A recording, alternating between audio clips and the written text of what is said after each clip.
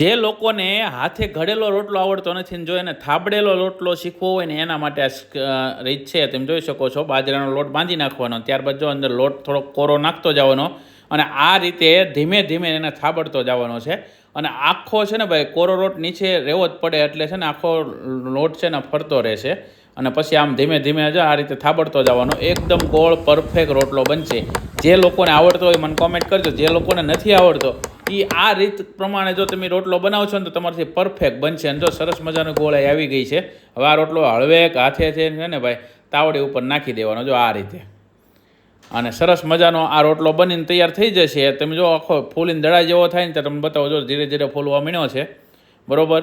અને આ રોટલો તમે એકદમ પરફેક્ટ થાબડેલો પણ બનાવી શકો છો.